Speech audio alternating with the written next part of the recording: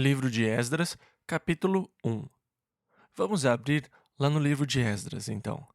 A primeira parte do livro de Esdras foi provavelmente escrita por Esdras, mas escrita a partir de registros. Na verdade, quando Ciro deu o decreto para a construção do templo, Esdras não tinha nem nascido. Esdras só aparece no relato da história no capítulo 7. Os primeiros 6 capítulos lidam com a repatriação da nação de Israel depois do cativeiro da Babilônia. Versículos 1 e 2. No primeiro ano de Ciro, rei da Pérsia, para que se cumprisse a palavra do Senhor pela boca de Jeremias, despertou o Senhor o espírito de Ciro, rei da Pérsia, o qual fez passar pregão por todo o seu reino, como também por escrito, dizendo: Assim diz Ciro, rei da Pérsia: O Senhor Deus dos céus me deu todos os reinos da terra, e me encarregou de lhe edificar uma casa em Jerusalém, que está em Judá. Agora, ele diz, para que se cumprisse a palavra do Senhor, pela boca de Jeremias.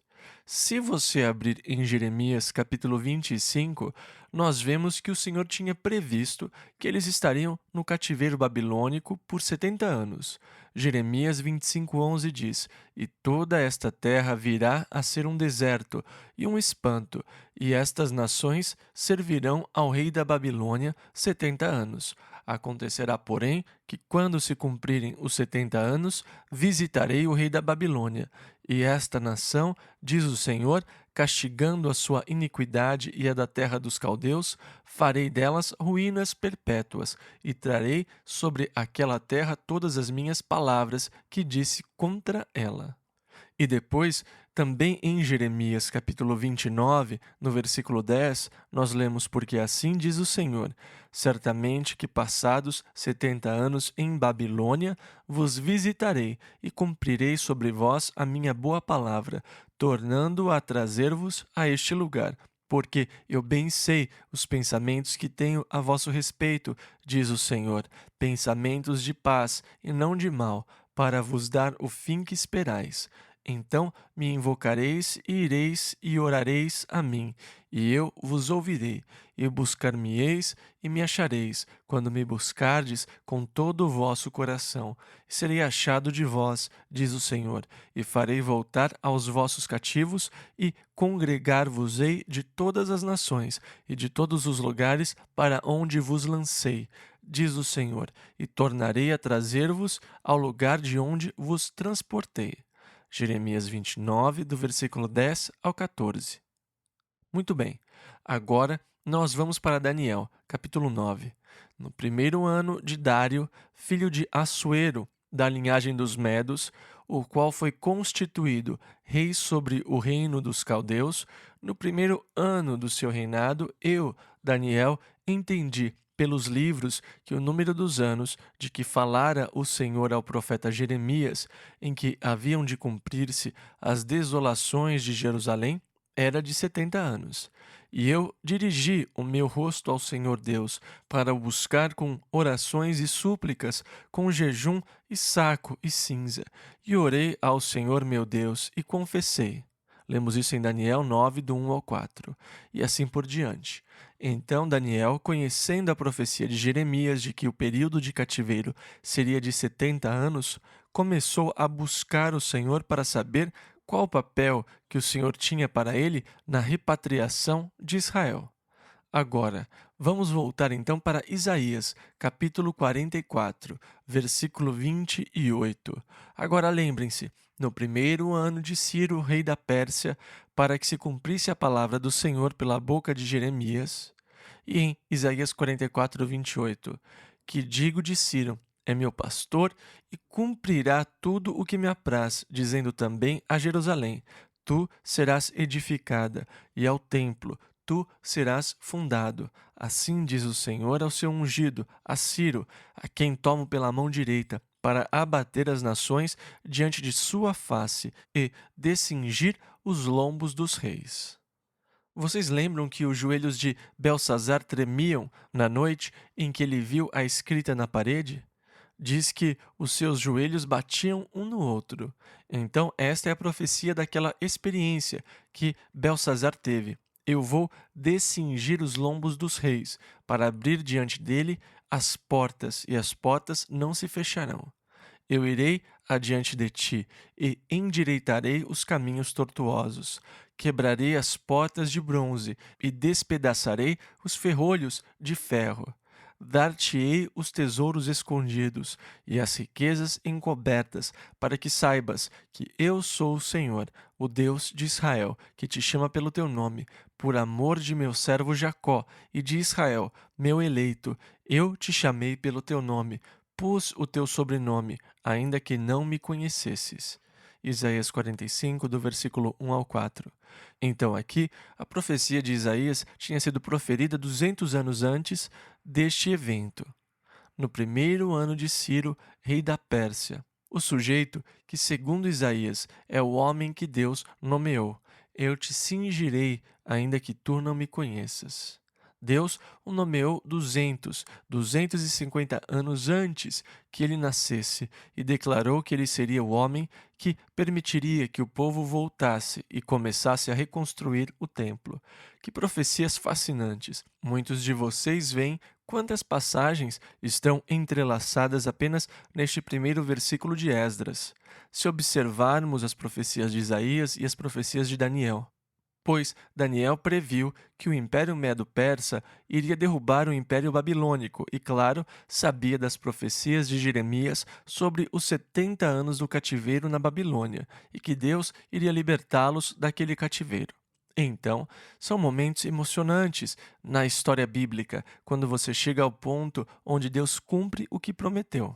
Quando você começa a ver as coisas acontecendo, quando você sabe que o Senhor disse, o seu tempo no cativeiro será de 70 anos, você faz as contas e sabe quando terminarão os 70 anos. Você fica todo animado. É isso aí. Deus vai começar a agir porque os 70 anos estão para acabar. Quando Ciro é o nome do general que assume o controle na Babilônia, então é aí que você fica animado, porque você sabe que Deus disse: Eu o cingi, eu o nomeei, embora você nem me conhecesse, e você vai obedecer o meu comando.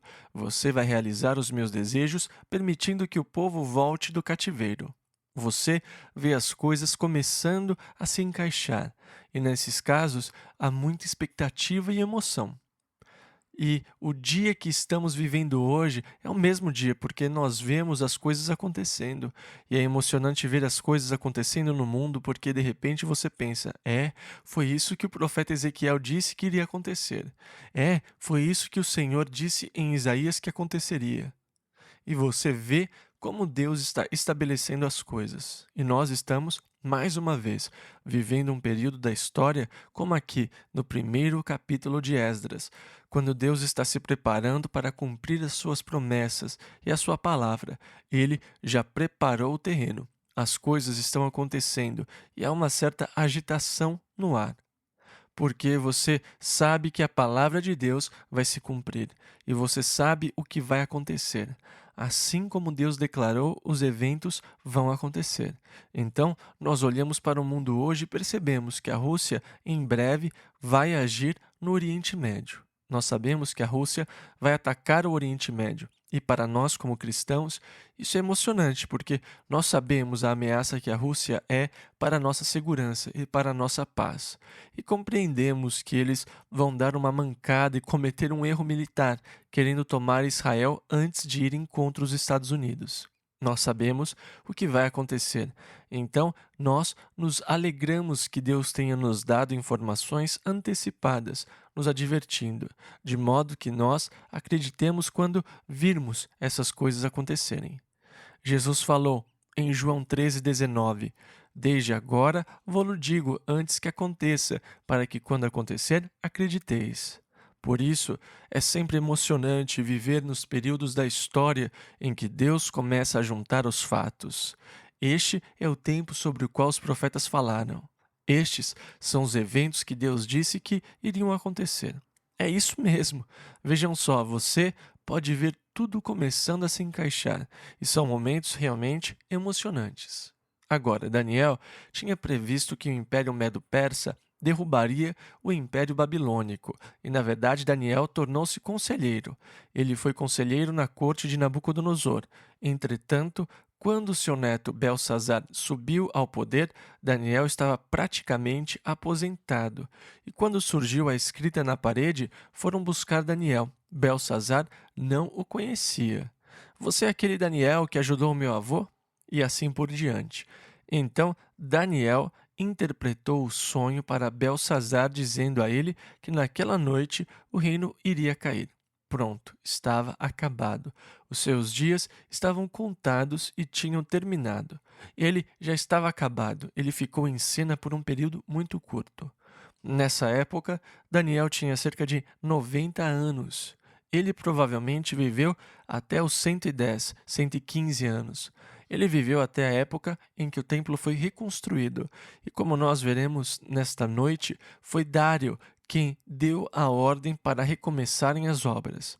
Ciro deu a ordem para começar, e cerca de 50.000 judeus voltaram, como nós vamos ver, e começaram a reconstruir o templo e a colonizar a terra de novo. E então Ciro foi removido. Outro rei surgiu e mandou parar a reconstrução do templo. Depois, Dário subiu ao trono e escreveu dizendo que recomeçassem o projeto, cerca de 16 anos mais tarde.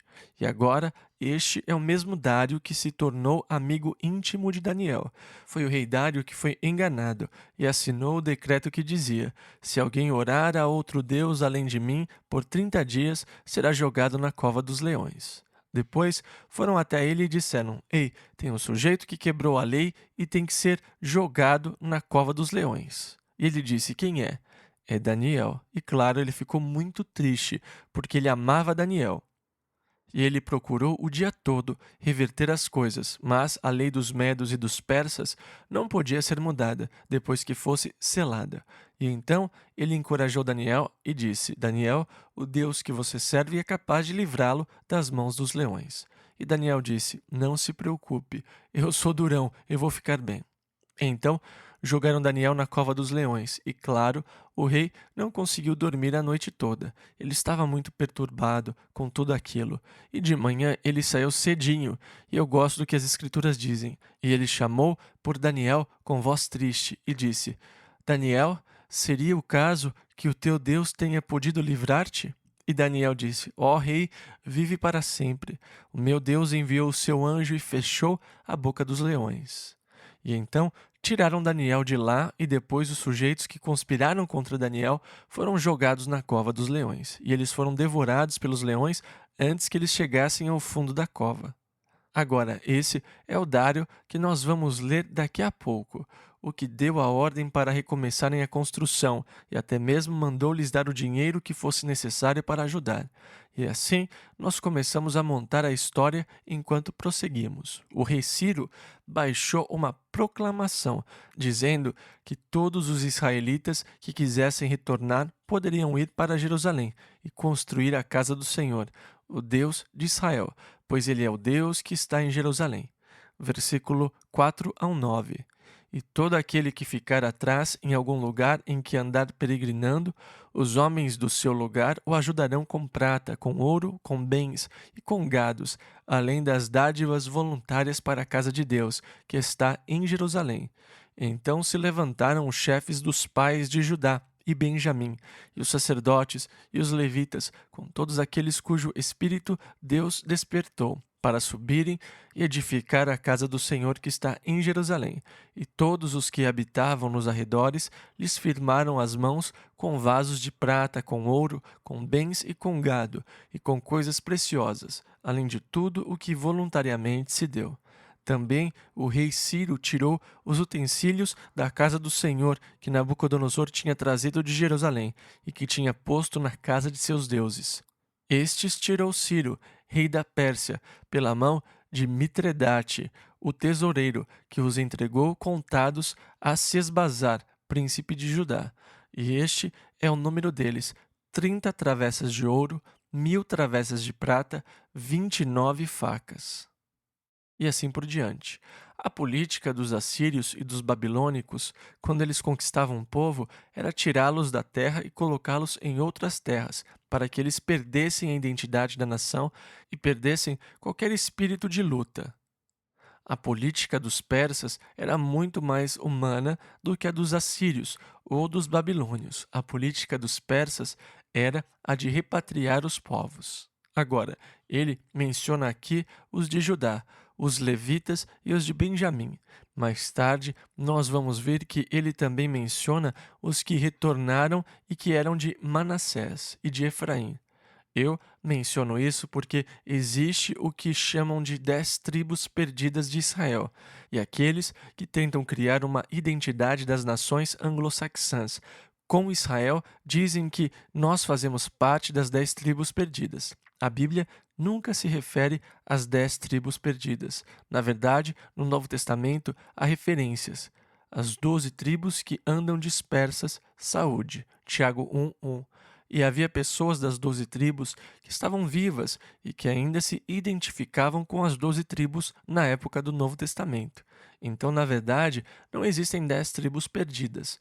Esta é uma designação incorreta que foi criada que diz que há 10 tribos perdidas. Mesmo aqui, havia pessoas da tribo de Benjamim. Bem, parte de Judá e Benjamim estavam juntos, mas havia os de Manassés, os de Efraim e os levitas. E claro, você tem a tribo de Judá, e muitas das tribos já foram identificadas.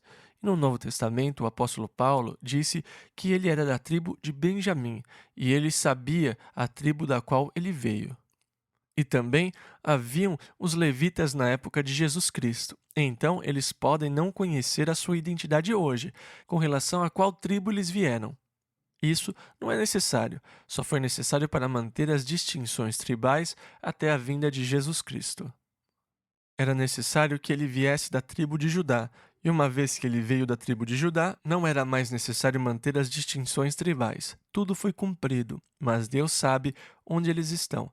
Na verdade, Deus vai selá-los, 12.000 de cada tribo, muito em breve, enquanto ele se prepara para dar os toques finais no sistema de toda a terra antes da volta de Jesus Cristo. Deus vai selar 12.000 de cada uma das tribos de Israel, 144.000 ao mesmo tempo. Então, Deus sabe exatamente quem são eles, onde eles estão e tudo mais. Mesmo que eles possam não saber de qual tribos eles vêm, o Senhor o sabe. Livro de Esdras, capítulo 2. E então aqui estão eles retornando a Jerusalém. Como eu disse, cerca de 50.000 deles. E o capítulo 2 dá os nomes das pessoas e das famílias que foram e o número dos que foram com eles. Do versículo 36 ao 39, você tem os sacerdotes que voltaram. Eles começaram no versículo 40, com os levitas que retornaram. Depois, os servos de Salomão que retornaram. Agora, no versículo 61, nós vemos que alguns dos levitas que voltaram não conseguiram encontrar os registros dos seus nomes. Eles não conseguiram encontrar os seus nomes entre aqueles que foram contados na genealogia, isto é, eles não puderam traçar com precisão a história das suas famílias. Eles não conseguiram traçar sua genealogia até a tribo de Levi. Versículo 62. Assim, por imundos, foram excluídos do sacerdócio. Eles não puderam ministrar, nem atuar como sacerdotes, nem receber as ofertas, os dízimos ou os direitos dados aos sacerdotes naqueles dias, porque eles não conseguiram provar a sua linhagem. Eles não conseguiram traçar os seus nomes nos registros, então eles foram afastados do sacerdócio até que se conseguisse encontrar um sacerdote com o Urim e o Tumim, para que eles pudessem consultar o Senhor e determinar se eles realmente pertenciam ao sacerdócio ou não. Agora, o Urim e o Tumim era uma coisa que o sumo sacerdote usava sobre o peito, e as palavras querem dizer luzes e perfeições. O que exatamente era, nós não sabemos, mas eles usavam o Urim e o Tumim para consultar a vontade de Deus. Agora, a teoria popular diz que aquilo era uma pequena bolsa com uma pedra preta e uma pedra branca.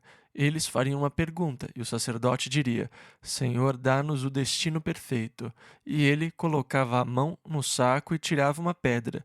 Se a pedra fosse preta, então a resposta era não. Se a pedra fosse branca, a resposta era sim. E eles usavam esse método para descobrirem a vontade de Deus para determinadas coisas. Eles faziam perguntas e tiravam uma pedra. Se a pedra fosse a branca, a resposta era sim. Se você tirasse a preta, a resposta era não. Então, essa é a teoria sobre o que teria sido o Urim e o Tumim. Nós não sabemos ao certo. Era um método usado pelo sumo sacerdote para receber a resposta e as orientações de Deus ao povo. Era uma espécie de dispositivo pelo qual o povo recebia orientação divina. Agora, embora nós não saibamos exatamente o que era, eu sei exatamente o que não era. Não era um par de óculos que Joseph Smith encontrou com 12 tábuas de ouro, pelos quais ele conseguiu decifrar hieróglifos, como mágica, ao colocar os óculos que ele disse serem o Urim e o Tumim. Não é nada disso. Na época de Moisés, eles nem mesmo sabiam como fazer óculos. E não foi um par de óculos mágicos para ler os hieróglifos, mas 12 tábuas de ouro. Mas, como eu disse, o que eram eu não sei, mas eu sei que não era isso. Então, cerca de 50.000 pessoas voltaram nessa primeira repatriação, sob a liderança de Ciro. Eles voltaram para construir o templo, e eles tinham 736 cavalos, 245 mulos e 435 camelos, entre outros. Versículo 68 ao 70. E alguns dos chefes dos pais, vindo à casa do Senhor que habita em Jerusalém, deram ofertas voluntárias para a casa de Deus, para a estabelecerem no seu lugar. Conforme as suas posses, deram para o tesouro da obra em ouro 61.000 dracmas, e em prata 5.000 libras, e 100 vestes sacerdotais.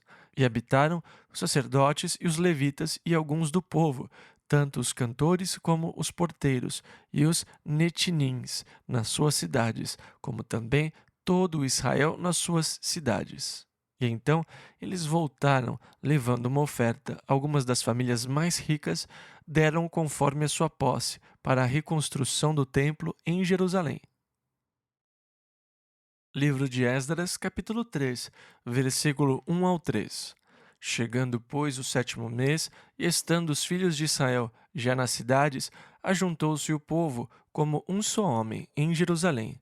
E levantou-se Jesuá, filho de Josadaque, e seus irmãos, os sacerdotes, e Zorobabel, filho de Sealtiel, e seus irmãos, e edificaram o altar do Deus de Israel, para oferecerem sobre ele holocaustos, como está escrito na lei de Moisés, o homem de Deus. E firmaram o altar sobre as suas bases, porque o terror estava sobre eles, por causa dos povos das terras, e ofereceram sobre ele holocaustos ao Senhor, holocaustos pela manhã e à tarde. Agora, Zorobabel foi uma espécie de líder político do povo que voltou. Zorobabel era bisneto de um dos reis de Israel, Jeoiaquim. Então, se eles tivessem seguido a monarquia, ele teria sido rei, mas ele não assumiu o cargo de monarca. Mas ele foi o líder do povo num sentido político, ao passo que o sacerdote Jesuá foi o líder do povo num sentido espiritual. Jesuá foi o sacerdote que os liderou nos assuntos espirituais. Zorobabel se tornou uma espécie de governador sobre o remanescente do povo que retornou.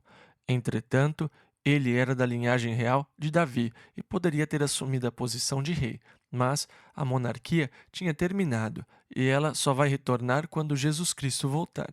E ele vai se sentar no trono de Davi, e a promessa de Deus a Davi que não deixaria de haver alguém da sua família sobre o trono eternamente será cumprida, quando Jesus voltar e estabelecer o reino eterno de Deus sobre a terra. Então, se durante a próxima semana você quiser ler o livro de Zacarias, você vai ver onde Zorobabel e Jesuá se encaixam na história. Eles foram os instrumentos que Deus usou para levar o povo de volta à terra e para encorajá-los. Estes dois homens foram instrumentos vitais de Deus, e você vai encontrar mais registros referentes a eles nas profecias de Zacarias. Além disso, neste período em particular da reconstrução do templo, você vai ver que Ageu tem muito a dizer sobre isto. Então, vocês têm leitura extracurricular essa semana. Vocês poderiam ler Ageu e Zacarias, porque eles se encaixam neste período. E então, eles se reuniram e começaram a oferecer sacrifícios ao Senhor mesmo antes que o templo fosse reconstruído. Eles limparam a área do altar e começaram a oferecer os sacrifícios da manhã e da tarde, porque na verdade havia muita hostilidade do povo ao redor deles. Eles estavam vivendo com muito medo. Então eles começaram a buscar a proteção de Deus e começaram a oferecer sacrifícios de manhã e à tarde. Versículo 4: E celebraram a festa dos tabernáculos, que acontecia em outubro. O texto diz que eles voltaram no 9º mês. Então, eles recomeçaram a observar a festa dos tabernáculos no 10º mês. Versículo 4 ainda: Ofereceram holocaustos cada dia, por ordem, conforme ao rito, cada coisa em seu dia. E assim por diante, além das ofertas especiais das festas. Versículo 5: Como também de qualquer que oferecia oferta voluntária ao Senhor. É interessante que a referência sobre dar a Deus é sempre mencionada como sendo espontânea, voluntariamente. Pressionar nunca é o correto quando o assunto é dar a Deus. Você nunca deveria dar por constrangimento. Paulo disse: cada um contribua segundo propôs no seu coração. Lá em 2 Coríntios, capítulo 9, versículo 7. Por isso, é uma pena que a igreja tenha adotado táticas de pressão para conseguir garantias ou ofertas das pessoas ou para conseguir sustento para a obra de Deus. E existem vários tipos de táticas usadas para pressionar. Há muito choro e pranto, que é a tática para conseguir simpatia para que você mande o seu dinheiro. E há muita exuberância e alegria e muitos empurrões. Mas isso jamais deveria acontecer, porque muitas vezes eu oferto para ser visto por homens. Eu oferto no culto porque todos os que estão dando uma certa quantia vão ficar em pé e obter reconhecimento público, mas depois que eu dou, eu me sinto mal. Puxa vida, eu não queria ter dado tudo aquilo e eu não tenho tudo aquilo. E você começa a se sentir mal, e depois você começa a se ressentir de ter dado aquilo a Deus.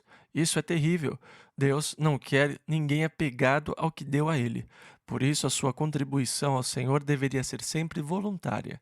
E essa deveria ser, na verdade, esta é a regra para dar a Deus, espontaneamente, de coração, não sob pressão, não por constrangimento, não porque alguém implorou ou fez pressão, mas como você determinou no seu coração. Eu quero dar isto a Deus e depois fazer sem ostentação ou algo assim. Simplesmente, Senhor, eu te amo e eu quero lhe dar isto. Eu te agradeço pela oportunidade de ofertar. E dê voluntariamente a Deus. E isso é enfatizado por todo o Velho Testamento. E o Novo Testamento declarou que não seja com tristeza ou por necessidade, mas voluntariamente que todos contribuam segundo propuseram no seu coração. Então o povo ofertou para que eles pudessem começar a construir o templo. Versículo 7. Deram, pois, o dinheiro aos pedreiros e carpinteiros. Na verdade, eles contrataram homens para que subissem a Tiro e Sidom e trouxessem madeira de cedro para que eles pudessem começar a reconstrução, assim como Salomão trouxe madeira de Tiro e Sidom para a construção do primeiro templo, que chegava por Jope. Então agora eles trazem mais madeira daquela área do Líbano para reconstruir o templo. Versículo 8 a 11. E no 2º ano da sua vinda à casa de Deus em Jerusalém, no 2º mês, Zorobabel, filho de Sealtiel, e Jesuá, filho de Josadaque, e os outros seus irmãos, os sacerdotes e os levitas e todos os que vieram do cativeiro a Jerusalém, começaram a obra da casa do Senhor e constituíram os levitas da idade de 20 anos para cima, para que a dirigissem. Então se levantou Jesuá, seus filhos e seus irmãos, para dirigirem os que faziam a obra na casa de Deus. Quando, pois, os edificadores lançaram os alicerces do templo do Senhor, então apresentaram-se os sacerdotes, já vestidos e com trombetas, e os levitas, filhos de Asaf, com símbolos, para louvarem ao Senhor conforme a instituição de Davi, rei de Israel, e cantavam juntos por grupo, louvando e rendendo graças ao Senhor, dizendo: porque é bom, porque a sua benignidade dura para sempre sobre Israel.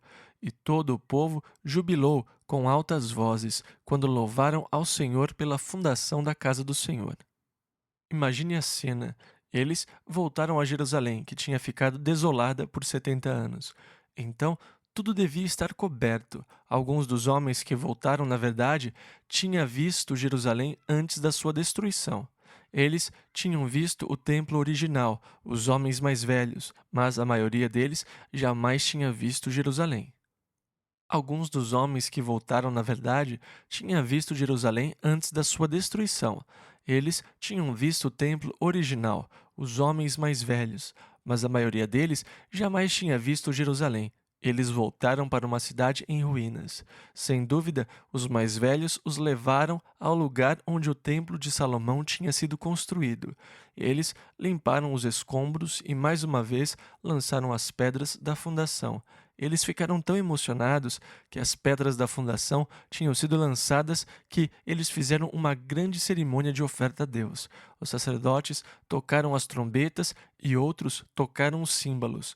E havia 200 cantores, e sem dúvida havia diversos corais. E um deles cantava louvores ao Senhor, depois outro cantava, enquanto louvavam a Deus.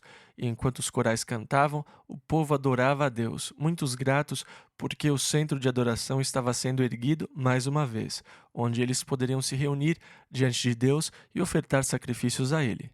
Mas, enquanto eles cantavam e louvavam ao Senhor, alguns dos homens mais velhos, os que se lembravam da glória do templo de Salomão, da beleza e da glória daquele templo, quando eles viram a nova fundação, eles perceberam que aquilo não se comparava em valor com o de Salomão, que fora tão glorioso. Aqueles homens começaram a chorar. Os jovens estavam animados. Nós vamos ter um templo de novo. Mas os velhos, lembrando a glória do passado, a glória que estava perdida, choraram.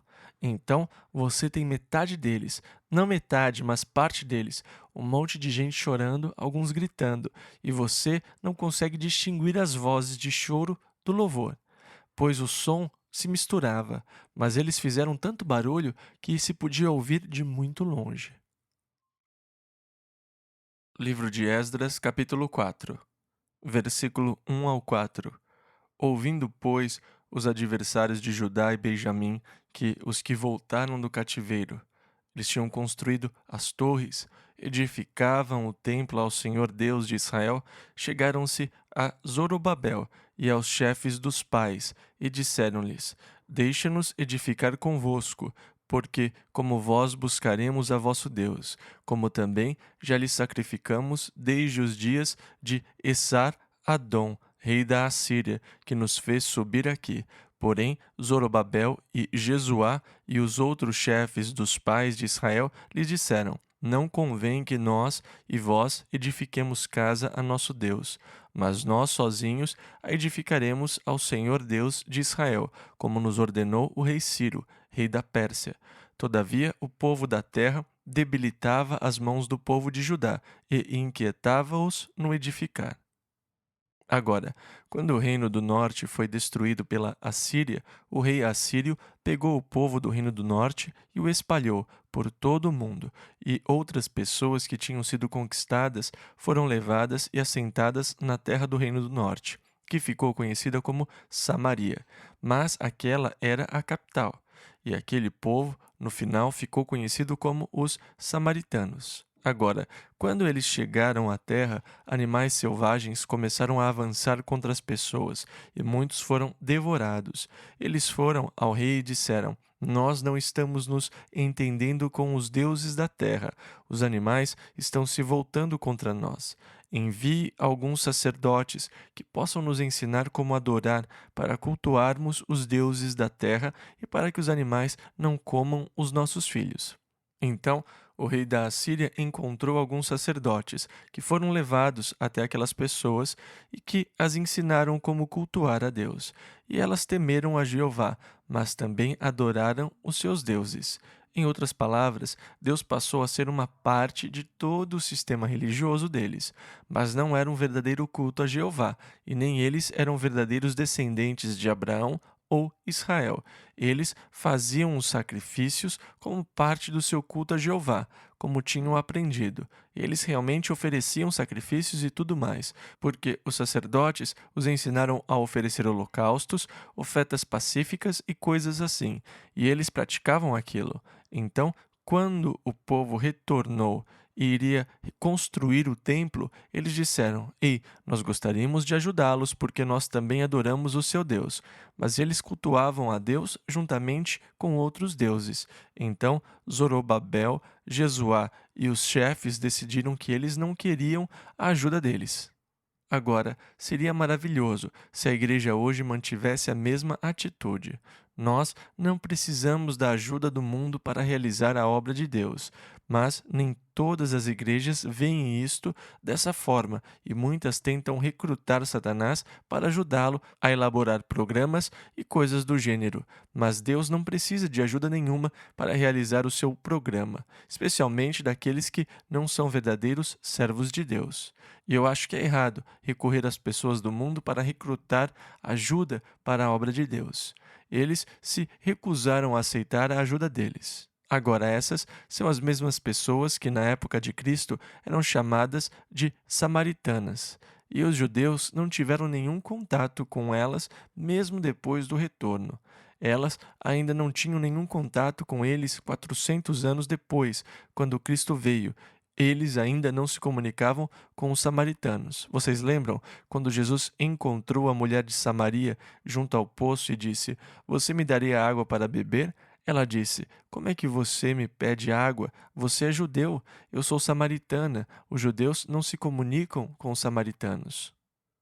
É verdade que quando eles se dirigiam para as festas vindo da Galiléia, eles geralmente desciam até o Rio Jordão e davam a volta ao longo do Jordão e depois subiam por Jericó, em vez de tomar um caminho mais curto e passar por Samaria, porque eles não gostavam de estar perto dos samaritanos. Havia muita animosidade entre eles.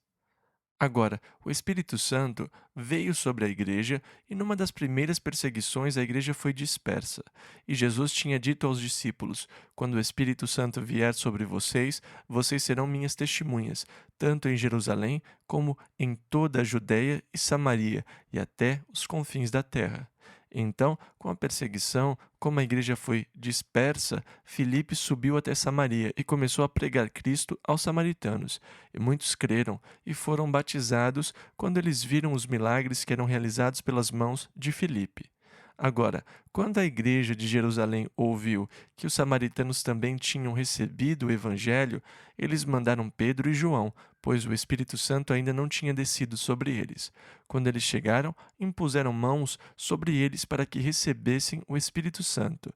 E foi aí que Simão disse: Ei, eu gostaria de comprar esse poder para que todo aquele em que eu puser as mãos também receba o Espírito Santo.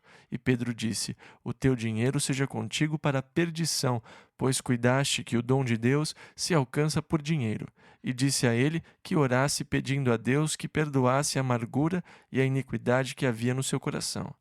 E então os samaritanos receberam o evangelho e houve um grande avivamento. Agora ainda existem cerca de 200 samaritanos. Eles estão quase extintos. Tem apenas uns 200 deles vivos hoje. Eles ainda vivem na área de Nablus, que fica no vale aos pés do Monte Ebal e do Monte Gerizim. E eles ainda acham que o Monte Gerizim é o lugar onde Deus deveria ser adorado. Vocês lembram que a mulher do poço disse a Jesus, quando ela se deu conta de que ele era um profeta: Senhor, eu vejo que o Senhor é profeta. Os nossos pais dizem que nós devemos adorar a Deus neste monte Gerizim, logo acima deles, porque eles estavam em Siquém, que é atualmente Nablus, naquela área. Os nossos pais dizem que nós devemos adorar a Deus neste monte Gerizim. Vocês dizem em Jerusalém, onde Deus deve ser adorado. e eles ainda têm o sacrifício anual da Páscoa, e eles sacrificam um cordeiro no topo do Monte Gerizim, nos dias de hoje. Eles são chamados de samaritanos. Como eu disse, há apenas cerca de 200 deles. Eles têm problemas mentais por causa da proximidade nos cruzamentos. Eles não se casam com quem é de fora, então o número deles continua a diminuir. E existe muito esse problema entre eles por causa dos relacionamentos, da proximidade dos relacionamentos, mas eles ainda existem e restam cerca de 200 samaritanos. Então, esse foi o povo que foi até Jesuá e Zorobabel, dizendo: Ei, nós vamos ajudá-los porque nós também adoramos os seus deuses. Nós vamos ajudar vocês a construírem o templo. E eles conversaram e disseram: Não, nós não queremos a sua ajuda. Bem, depois que a ajuda foi rejeitada, eles se voltaram contra eles e fizeram de tudo para frustrar os propósitos de reconstrução. Eles não perdiam uma chance de atrapalhá-los. Versículo 5: E alugaram contra eles conselheiros para frustrarem o seu plano, para criarem interdições, para que a corte desse mandados de segurança, para que eles tivessem os relatórios de impacto ambiental e todo tipo de besteira, para frustrar os seus esforços de reconstrução. Tenho certeza de que não importa o que eles fizeram, eles não iriam conseguir atrapalhar tanto quanto o nosso sistema de governo atual consegue.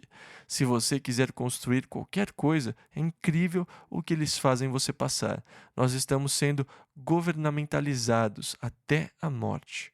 Parece que o propósito do governo é acabar com todas as empresas e tornar todos dependentes do governo.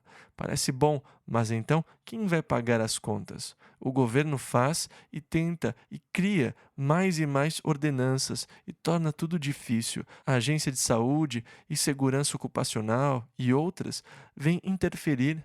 Olha, eles não teriam conseguido interferir tanto quanto o governo interfere nos projetos de construções hoje.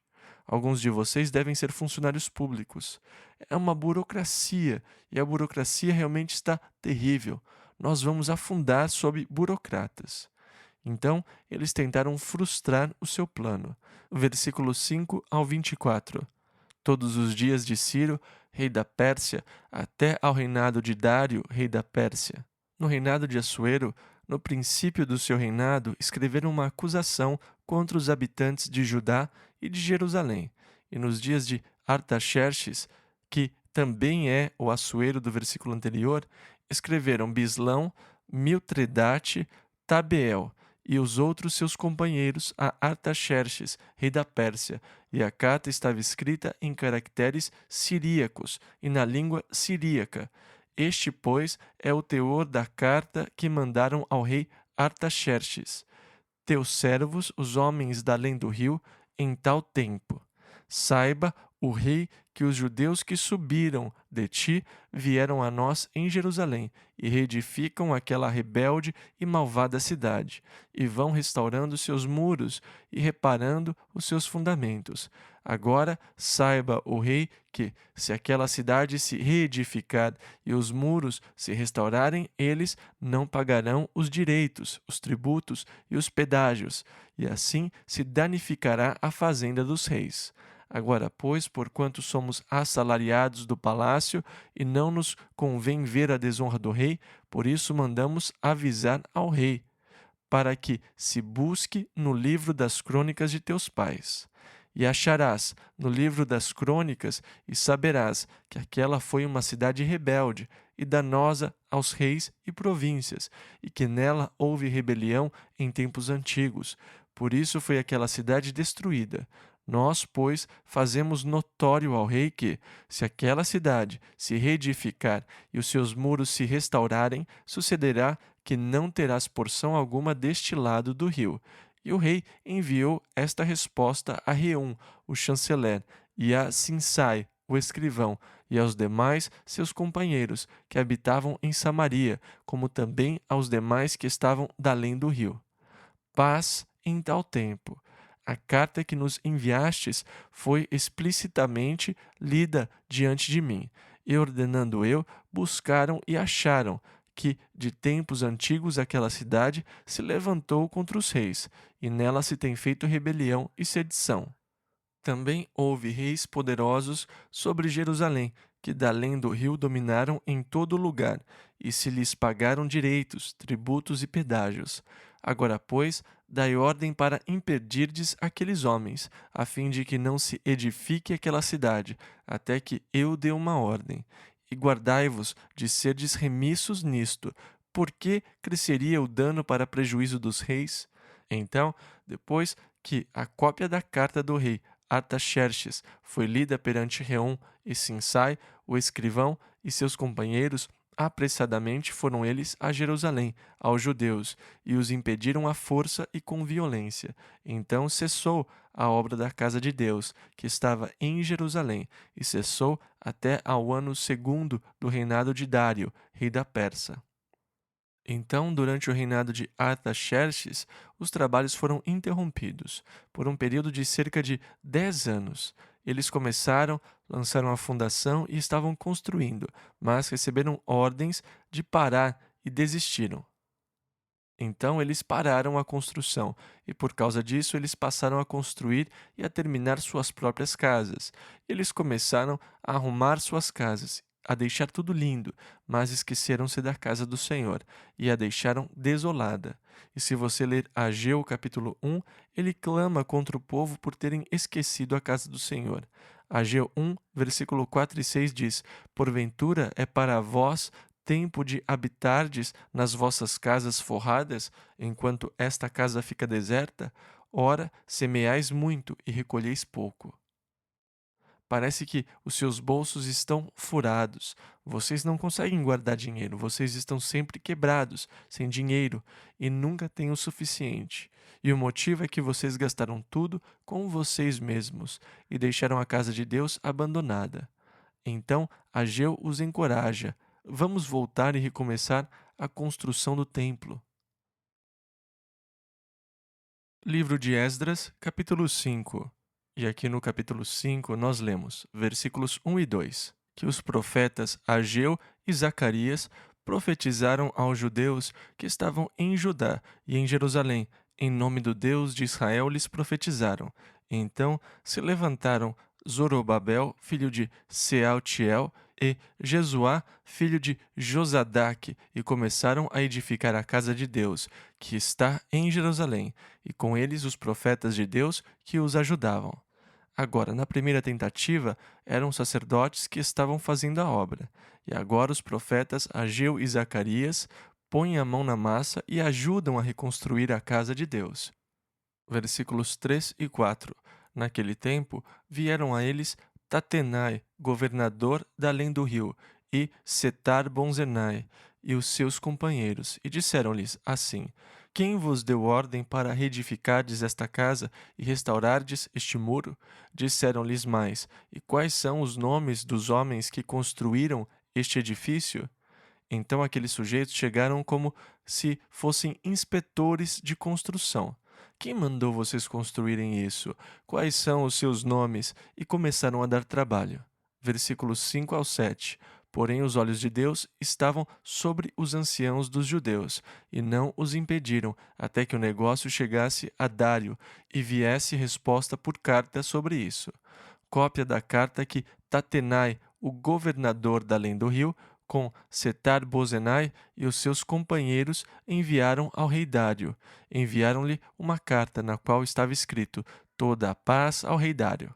Agora lembrem, este é o Dário que gostava muito de Daniel. Daniel sentou-se com ele muitas vezes. Eles tiveram longas conversas sobre Deus e sobre o poder de Deus. Daniel foi um homem de muita sabedoria e que tinha um lindo relacionamento com Deus. Sem dúvida, Dário ficou muito impressionado com Daniel. Ele o amava. E então Dário escreve essa carta. Deus tirou Assuero do caminho e colocou Dário no trono. Então, primeiramente, a carta que o rei recebeu, versículo 8 ao 15. Seja notório ao rei que nós fomos a província de Judá, a casa do grande Deus, a qual se edifica com grandes pedras, e a madeira já está sendo posta nas paredes, e esta obra vai sendo feita com diligência, e se adianta em suas mãos. Então perguntamos aos anciãos, e assim lhes dissemos: quem vos deu ordem para reedificardes esta casa e restaurardes este muro. Além disso, lhes perguntamos também pelos seus nomes, para os declararmos, para que te pudéssemos escrever os nomes dos homens que entre eles são os chefes. E esta foi a resposta que nos deram: Nós somos servos do Deus dos céus e da terra, e reedificamos a casa que há muitos anos foi edificada, porque um grande rei de Israel a edificou e a terminou. Mas, depois que nossos pais provocaram a ira, o Deus dos céus, ele os entregou nas mãos de Nabucodonosor, rei da Babilônia, o caldeu, o qual destruiu esta casa e transportou o povo para a Babilônia. Porém, no primeiro ano de Ciro, rei da Babilônia, o rei Ciro deu ordem para que esta casa de Deus se reedificasse. E até os utensílios de ouro e prata da casa de Deus, que Nabucodonosor tomou do templo que estava em Jerusalém e os levou para o templo de Babilônia, o rei Ciro os tirou do templo de Babilônia e foram dados a um homem cujo nome era Sesbazar, a quem nomeou governador, e disse-lhe: Toma estes utensílios, vai e leva-os ao templo que está em Jerusalém, e faze reedificar a casa de Deus no seu lugar. E ele diz: Agora, se parece bem ao rei, pesquise e verifique se Ciro deu tal ordem, e faça-nos saber sem demora, para que possamos interromper o que está acontecendo, ou, sobre isto, nos faça saber a vontade do rei. Livro de Esdras, capítulo 6, versículo 1 ao 6.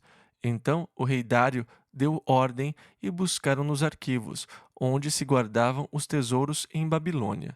E em Ecmeta, no palácio que está na província de Média, se achou um rolo, e nele estava escrito um memorial que dizia assim: No primeiro ano do rei Ciro, este baixou o seguinte decreto: A casa de Deus em Jerusalém se reedificará para lugar em que se ofereçam sacrifícios, e seus fundamentos serão firmes, a sua altura de 60 côvados, o que seriam 27 metros, e a sua largura de 60 côvados, 27 metros, com 3 carreiras de grandes pedras e uma carreira de madeira nova, e a despesa se fará da casa do rei. Além disso, os utensílios de ouro e de prata da casa de Deus, que Nabucodonosor transportou do templo que estava em Jerusalém e levou para Babilônia, serão restituídos, para que voltem ao seu lugar, ao templo que está em Jerusalém, e serão postos na casa de Deus.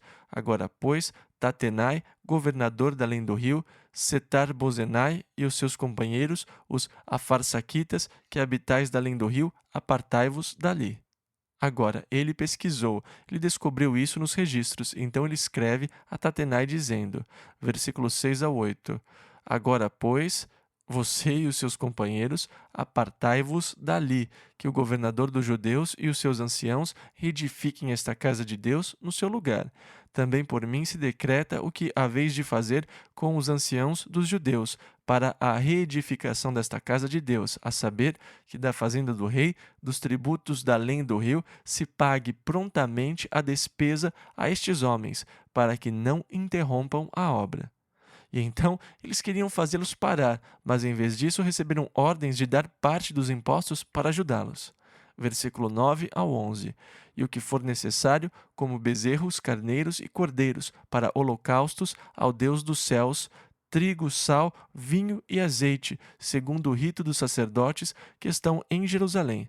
Dê-se-lhes de dia em dia, para que não haja falta, para que ofereçam sacrifícios de cheiro suave ao Deus dos céus, e orem pela vida do rei e de seus filhos. Também por mim se decreta que todo homem que mudar este decreto se arrancará um madeiro da sua casa, e, levantado, o pendurarão nele, e da sua casa se fará por isso um monturo. Em outras palavras, se alguém tentar impedi-los destruir a sua casa ou tomar a madeira da sua casa, façam uma forca e que ele seja enforcado. E agora vocês devem lembrar que no livro de Ester, Amã quis destruir o povo de Deus e acabou enforcado na forca que ele tinha construído no seu quintal. Então, o enforcamento foi uma forma de pena de morte naquela época. Mas, em vez de frustrar a construção da casa de Deus, Dário, sem dúvida influenciado por Daniel, ordenou que eles os ajudassem, que eles ajudassem com verbas para as despesas, que eles dessem animais para o sacrifício e que orassem pelo rei Dário quando estivessem orando diante de Deus. Versículo 12 ao 22. Com diligência se faça. E os anciãos dos judeus iam edificando e prosperando pela profecia do profeta Ageu e de Zacarias, filho de Ido. E edificaram e terminaram a obra conforme ao mandado do Deus de Israel, e conforme ao decreto de Ciro e Dário, e de Artaxerxes, rei da Pérsia. E acabou-se esta casa no 3º dia do mês de Adar, no 6º ano do reinado do rei Dário. E os filhos de Israel, os sacerdotes, os levitas e o restante dos filhos do cativeiro fizeram a dedicação desta casa de Deus com alegria, e ofereceram para a dedicação desta casa de Deus 100 novilhos, 200 carneiros, 400 cordeiros e 12 cabritos por expiação do pecado de todo o Israel, segundo o número das tribos de Israel. E puseram os sacerdotes nas suas turmas e os levitas nas suas divisões para o ministério de Deus em Jerusalém, conforme ao que está escrito no livro de Moisés. E os filhos do cativeiro celebraram a Páscoa no dia 14 do 1º mês, porque os sacerdotes e levitas se purificaram como se fossem um só homem. Todos estavam limpos e mataram o cordeiro da Páscoa para todos os filhos do cativeiro, e para seus irmãos, os sacerdotes, e para si mesmos. Assim, comeram a Páscoa os filhos de Israel que tinham voltado do cativeiro, com todos os que com eles se apartaram da imundícia dos gentios da terra, para buscarem o Senhor Deus de Israel, e celebraram a festa dos pães ázimos por 7 dias com alegria, porque o Senhor os tinha alegrado e tinha mudado o coração do rei da Assíria a favor deles, para lhes fortalecer as mãos na obra da casa de Deus, o Deus de Israel. Livro de Esdras, capítulo 7, versículo 1. E passadas estas coisas no reinado de Artaxerxes, e agora vamos para o versículo 6 ao 10. Este Esdras subiu de Babilônia e era escriba hábil na lei de Moisés, que o Senhor Deus de Israel tinha dado, e segundo a mão do Senhor seu Deus, que estava sobre ele, o rei lhe deu tudo quanto lhe pedira. Também subiram a Jerusalém alguns dos filhos de Israel, dos sacerdotes, dos levitas, dos cantores, dos porteiros e dos servidores do templo, no 7º ano do rei Artaxerxes. E no 5º mês chegou a Jerusalém, no 7º ano deste rei, pois no 1º dia do 1º mês foi o princípio da partida de Babilônia, e no 1º dia do 5º mês chegou a Jerusalém, segundo a boa mão do seu Deus sobre ele, porque Esdras tinha preparado o seu coração para buscar a lei do Senhor e para cumpri-la, e para ensinar em Israel os seus estatutos e os seus juízos. Então Esdras foi chamado de escriba hábil. Ele tinha preparado o seu coração para buscar a Deus, e Artaxerxes deu a ele permissão para ir em outro grupo, de cerca de 1.754 homens, mais as crianças e as esposas e todos os seus recursos. Então este é o segundo retorno. Este é um pequeno grupo que volta a Jerusalém, sob a liderança de Esdras. E nós chegamos ao capítulo 7. Isto ocorre cerca de 80 anos depois que a primeira leva tinha retornado. Então, o povo estava na terra, desde o primeiro retorno. Eles estão na terra há cerca de 80 anos, quando Esdras surge em cena, e ele, evidentemente, tinha o favor do rei. Ele recebeu permissão para voltar, para poder ensinar e instruir o povo nos caminhos da lei de Deus. Uma frase popular de Esdras é: segundo a boa mão de Deus sobre ele. E agora Artaxerxes deu ao sacerdote Esdras um decreto. Versículo 12 ao 23. Artaxerxes, rei dos reis, ao sacerdote Esdras, escriba da lei do Deus do céu, paz perfeita em tal tempo. Por mim se decreta que no meu reino todo aquele do povo de Israel e dos seus sacerdotes e levitas que quiser ir contigo a Jerusalém, vá, porquanto és enviado da parte do rei e dos seus 7 conselheiros para fazeres inquirição a respeito de Judá e de Jerusalém, conforme a lei do teu Deus, que está na tua mão, e para levares a prata e o ouro que o rei e os seus conselheiros voluntariamente deram ao Deus de Israel, cuja habitação está em Jerusalém. E toda a prata e o ouro que achares em toda a província de Babilônia, com as ofertas voluntárias do povo e dos sacerdotes que voluntariamente oferecerem para a casa de seu Deus que está em Jerusalém.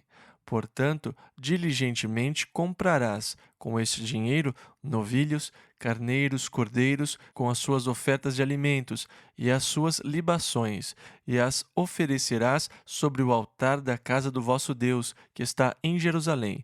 Também o que a ti e a teus irmãos bem parecer, fazerdes do restante da prata e do ouro, o fareis conforme a vontade do vosso Deus. E os utensílios que foram dados para o serviço da casa de teu Deus, restitui-os perante o Deus de Jerusalém, e tudo mais que for necessário para a casa de teu Deus, que te convenha dar, dá-lo-ás da casa dos tesouros do rei, e por mim mesmo, o rei Artaxerxes, se decreta a todos os tesoureiros que estão da além do rio, que tudo quanto vos pedir o sacerdote Esdras, escriba da lei do Deus dos céus, prontamente se faça. Até 100 talentos de pratas, e até 100 coros de trigo, e até 100 batos de vinho, e até 100 batos de azeite, e sal à vontade. Tudo quanto se ordenar, segundo o mandado do Deus do céu, prontamente se faça para a casa do Deus dos céus, pois para que haveria grande ira sobre o reino do rei e de seus filhos. Agora, por que ele diria isto?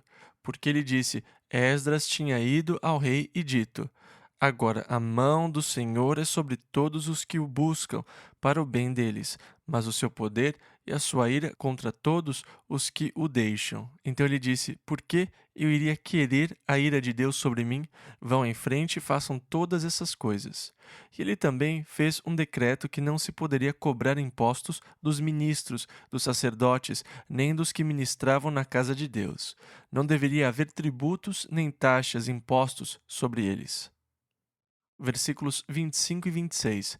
E tu, Esdras, conforme a sabedoria do teu Deus, que possuis, nomeia magistrados e juízes, que julguem a todo o povo que está da além do rio, a todos os que sabem as leis do teu Deus, e ao que não as sabe, lhe ensinarás. E todo aquele que não observar a lei do teu Deus e a lei do rei, seja julgado prontamente, quer seja morte, quer desterro, quer multa sobre os seus bens, quer prisão.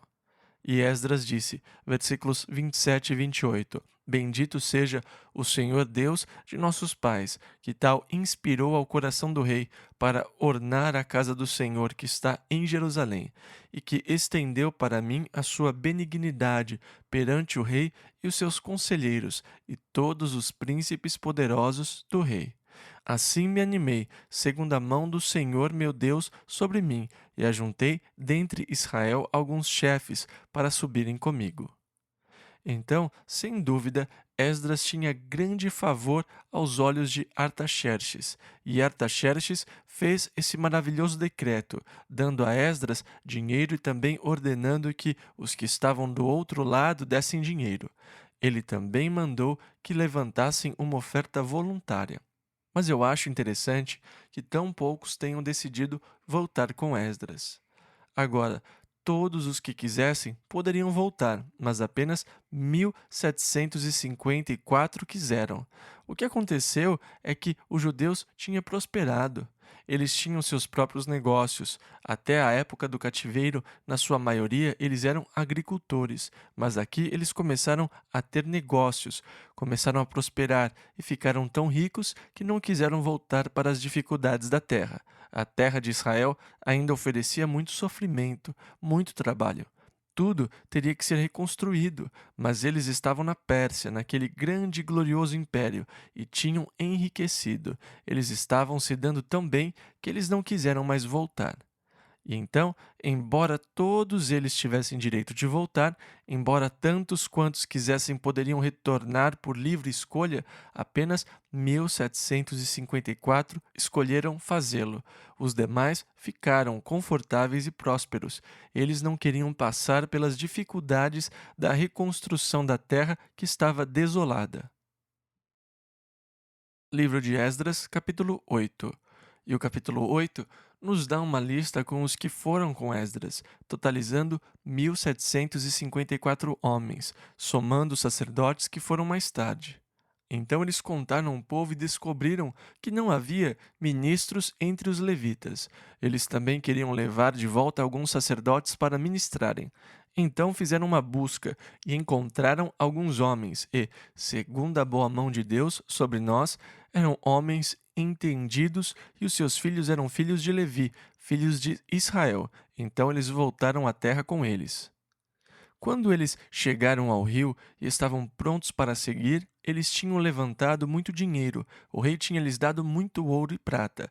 E ele disse, versículos 21 e 22, então apregoei ali um jejum junto ao rio, a Ava, para nos humilharmos diante da face de nosso Deus, para lhe pedirmos caminho seguro para nós, para nossos filhos e para todos os nossos bens.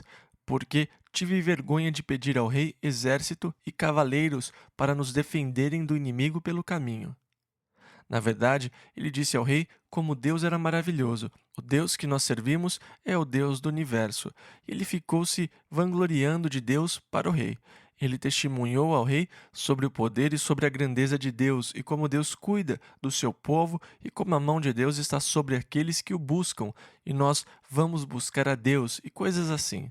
Então o rei lhes deu muito ouro, entre outras coisas. E então agora ele tem um tesouro enorme e uma longa jornada até a terra, que está cheia de tribos nômades que saqueiam todas as caravanas que passam pelo seu caminho. Eles vivem de saquear as caravanas, e com todo aquele dinheiro que ele estava levando, ele ficou preocupado. E se eles fossem assaltados no caminho? Eles iriam andar devagar. Na verdade, levava 4 meses inteiros para fazer a viagem da Pérsia a Jerusalém, e com todo aquele dinheiro. E então, na verdade, ele se colocou numa situação difícil quando se vangloriou de Deus. Seria inconsistente voltar ao rei e dizer: O senhor poderia mandar alguns soldados e cavaleiros para nos proteger do inimigo? Depois de dizer que Deus era capaz de protegê-los. Então eles jejuaram e oraram e começaram a longa viagem. Ele tomou 12 homens e dividiu o tesouro entre eles. Ele distribuiu toda a prata e todo o ouro entre aqueles 12 homens e os instruiu a viajar e a guardar o tesouro. Versículo 31 ao 33.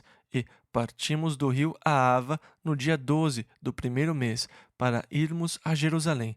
E a mão do nosso Deus estava sobre nós, e livrou-nos da mão dos inimigos e dos que nos armavam ciladas pelo caminho. E chegamos a Jerusalém, e repousamos ali 3 dias. E no 4º dia se pesou a prata, o ouro e os utensílios na casa do nosso Deus, por mão de Meremote, filho do sacerdote Urias, e com ele Eleazar, filho de Finéias, e com eles Josabade, filho de Jesuá, e Noadias, filho de Binui, levitas. E assim por diante. Então ele mandou que trouxessem o ouro que foi pesado, e estava tudo ali. Cada grama chegou a Jerusalém em segurança. Versículo 36.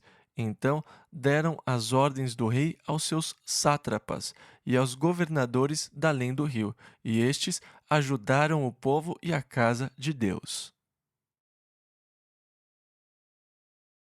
Livro de Esdras, capítulo 9, versículos 1 e 2. Acabadas, pois, estas coisas, chegaram-se a mim os príncipes, dizendo: O povo de Israel, os sacerdotes e os levitas, não se têm separado dos povos destas terras, seguindo as abominações dos cananeus, dos heteus, dos perizeus, dos jebuseus, dos amonitas, dos moabitas, dos egípcios e dos amorreus, porque tomaram das suas filhas para si e para seus filhos, e assim se misturou a linhagem santa com os povos dessas terras, e até os príncipes e magistrados foram os primeiros nesta transgressão.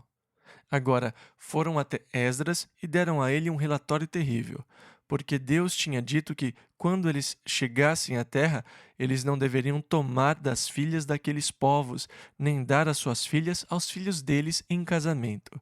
Eles deveriam ser um povo separado, um povo santo a Deus, e eles não deveriam se casar com outras tribos. O motivo disso era preservar a semente santa para a vinda do seu filho. Além disso, havia o perigo de que eles começassem a adorar os deuses dos cananeus, dos perizeus e tudo mais. Por isso, Deus proibiu o casamento interracial apenas para os judeus. E eu acho que é importante destacarmos isso.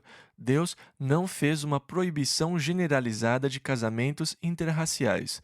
Há aqueles que tentam provar que casamentos interraciais são contra as Escrituras. Isso não é assim. Foi apenas para os judeus que Deus ordenou que não se casassem com outras raças, com os habitantes da terra. Mas até mesmo Boaz, o tataravô de Davi, casou-se com uma moabita, e dessa linhagem veio Cristo. Mas a proibição era que não se casassem com o povo da terra, para que eles não se voltassem para os deuses deles, abandonando o Deus vivo. E então Esdras recebeu um relatório. Desde que eles voltaram, eles não guardaram a lei de Deus. Eles têm se casado com moças da terra, e na verdade, os sacerdotes e os príncipes foram os piores transgressores. E agora, o efeito que isso teve em Esdras foi esmagador. Esdras tinha voltado para ensiná-los a lei de Deus. Ele era professor e um escriba hábil, e o seu propósito em retornar era ensinar a lei de Deus ao povo. Eles estiveram cativos na Babilônia por 70 anos, por causa da idolatria, por causa da desobediência a Deus. E agora que eles estão na terra de novo, há cerca de 80 anos, eles voltaram a praticar a idolatria. E isso é demais para Esdras. Ele não consegue acreditar, ele ficou atônito. O versículo 3: E, ouvindo eu tal coisa, rasguei as minhas vestes e o meu manto, e arranquei os cabelos da minha cabeça e da minha barba, e sentei-me atônito. Eu não acredito! E ele puxou os cabelos, a barba, rasgou as roupas e se sentou atônito.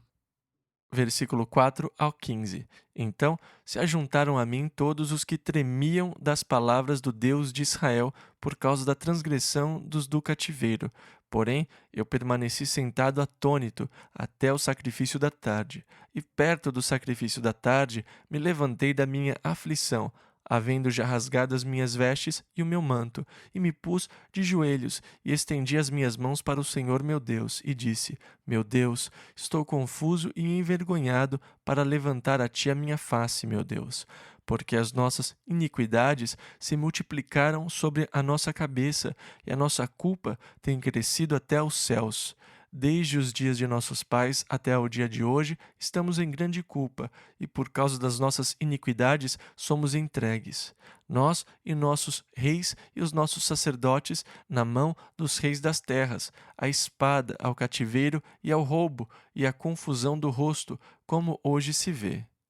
E agora, por um pequeno momento, se manifestou a graça da parte do Senhor nosso Deus, para nos deixar alguns que escapem e para dar-nos uma estaca no seu santo lugar, para nos iluminar os olhos, ó Deus nosso, e para nos dar um pouco de vida na nossa servidão. Porque somos servos, porém, na nossa servidão não nos desamparou o nosso Deus.